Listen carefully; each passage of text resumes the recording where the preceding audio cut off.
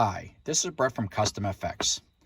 Today we're going to do a little quick video on how to install the 3-switch panel and the cubby holes on this 2012 F-150.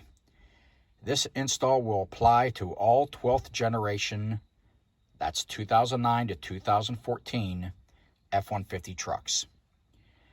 Today we're going to do the left side, which is a pretty easy install. The right side does have a couple extra steps of removing the airbag assembly, which is no big deal. Just 3 bolts underneath the airbag that it pops right off. But that will give you access to a bolt that is behind that airbag assembly. This left side is only held in by clips only. First, you're going to need to remove these 2 7mm headed bolts. Once you pop those off, you can pull that trim, and then that will allow you to go ahead and pull your whole complete trim, as it's again just held in by a series of clips, so you can take it out to install their switch panel. The next step is to lay down that trim panel on a nice soft surface so it does not get scratched. Your switch panel has a real nice finished surface on one end. That will be facing outward, of course. But first, there's just a little prep involved. You're going to get a little bit of sandpaper roll on like a Dremel to take this material down. And then you want to scuff up this area just to help the epoxy stick to it a little bit better. Already taking that down. Use my Dremel with a sandpaper drum. Works out real quick. Then I actually get my utility knife. And I'll just sit there and just kind of rough it up, just etch it up, just so the epoxy has something to bite to.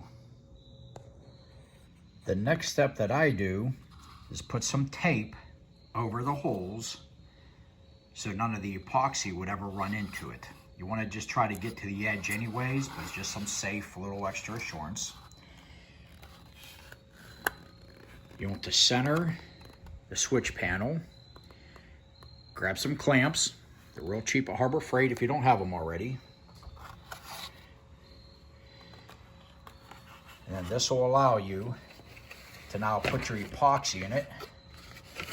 My favorite is the JB Weld Quick Weld. Heck, it says 6-minute, but it's cures in 4 to 6 hours. But any epoxy works good. I prefer that because it's thicker versus like a Permatex. But then you go ahead and just put it around that whole perimeter, and your switch panel is epoxied into place.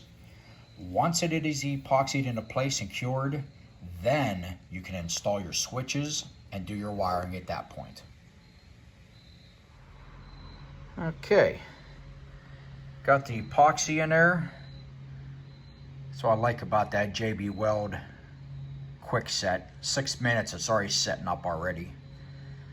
Doesn't look pretty, was never ever meant to be, but works fantastic. It'll hold that panel into place. A couple hours, I'll be ready to put my switches into place and wired it up.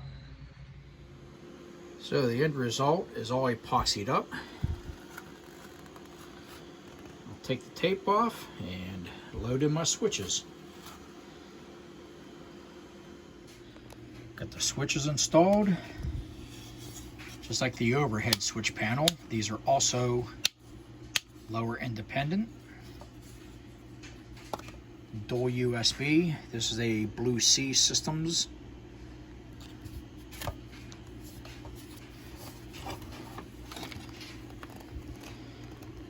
Got it all wired up, ready to go. I'm gonna take it out and we'll install it. Okay, it's all back in place. The instrument bezel is all snapped back in place as well. Both screws are installed.